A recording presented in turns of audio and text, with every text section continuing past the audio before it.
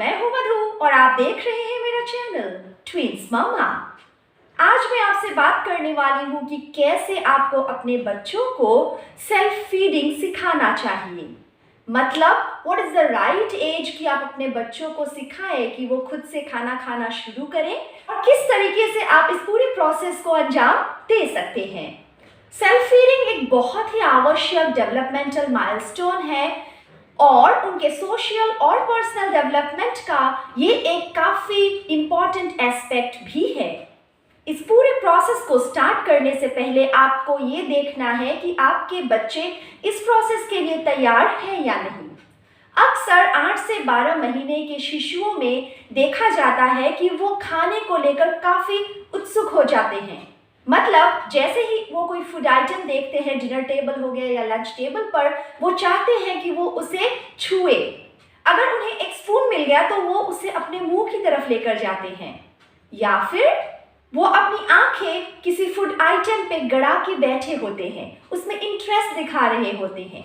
अगर आपका बेबी भी ऐसे कुछ साइंस दे रहा है, इसका मतलब है कि उसे सेल्फ फीडिंग सिखाने का सही उम्र आ गया है।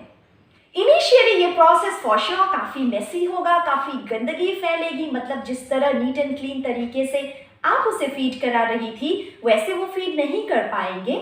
लेकिन by 3 to 4 years of age अगर आप उनको सही वक्त से प्रैक्टिस करवाएं तो उनको अच्छे से खाना खाने की आदत आ जाएगी।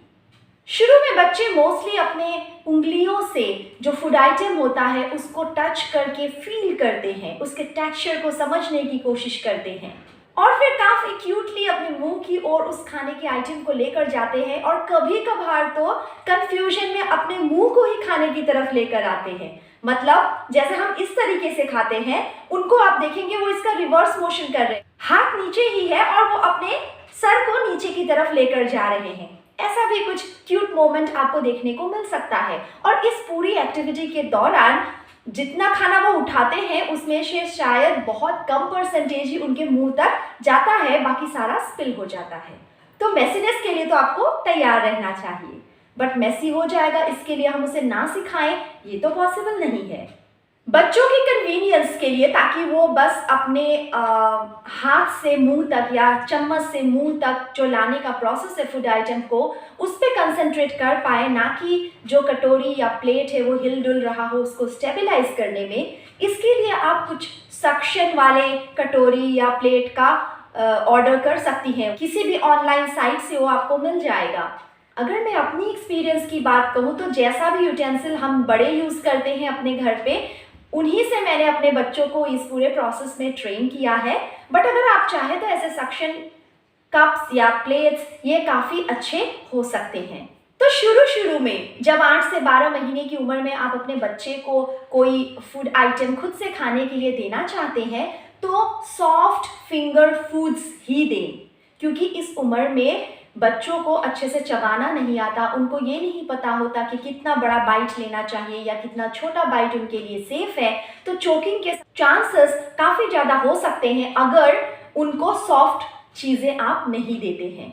ये जो सॉफ्ट फिंगर फूड्स हैं ये आराम से मुंह में घुल जाते हैं, तो इससे चोकिंग के चांसेस काफ़ी कम रहते हैं। और इस पूरे प्रोसीजर के दौरान जब आप अपने बच्चे को सॉफ्ट फूड्स भी दे रहे हैं, आपको उनके पास रहना चाहिए। किसी एडल्ट का बच्चे के पास होना और इस पूरे प्रोसेस को उनकी निगरानी में करवाना काफ़ी ज़रूरी है। तो मैं अपने बच्चों को अक्सर बॉइल्ड कैरेट्स और बॉइल्ड स्वीट पोटैटो देती थी, जो वो काफ़ी चाव से खाते थे क्योंकि उसमें थोड़ा सा मीठापन होता था।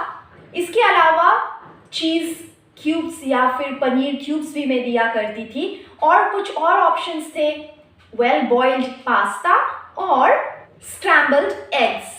मेरे बच्चे काफ़ी चाव से ग्रेप्स भी खाते थे खुद से।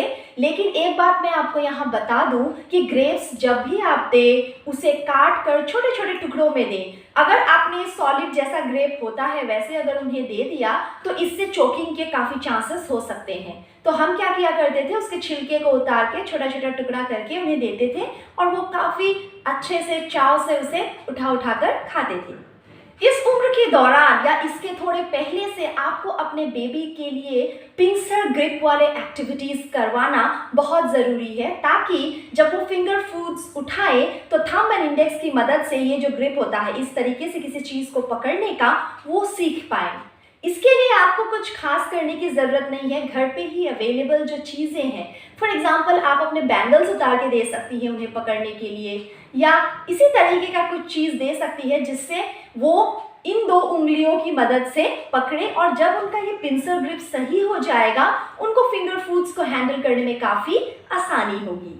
अगर मैं एक्सेसरीज की बात करूं तो स्पून आप उन्हें एंगल स्पून्स दे सकती है जो कि नॉर्मल स्पून्स के मुकाबले इजी होते हैं और बच्चे उन्हें इजीली उनके मुंह तक लेकर जा सकते हैं। इसके अलावा आप उन्हें विभिन्न आई हैंड कोऑर्डिनेशन वाली एक्टिविटीज़ कराएं।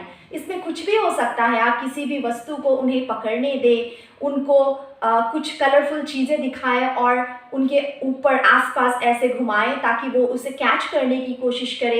इस तरीके के आई हैंड कोऑर्डिनेशन वाली जो एक्टिविटीज़ है वो उनका जो आँखों और खाने के बीच का जो कोऑर्डिनेशन है उसको मैनेज करने में, हाथों का खाने को पकड़ने का जो कोऑर्डिनेशन है उसको बेहतर करने में मदद करेगा। इसके अलावा जब भी आप बड़े खा रहे हो तो बच्चे को अपने पास बिठाएं और उन्हें देखकर ये सीखने का मौका दें कि बड़े कैसे खाते हैं। टेबल मैनर्स जो होते हैं बच्चों में यूजुअली घर के बड़ों को देखकर ही पनपते हैं।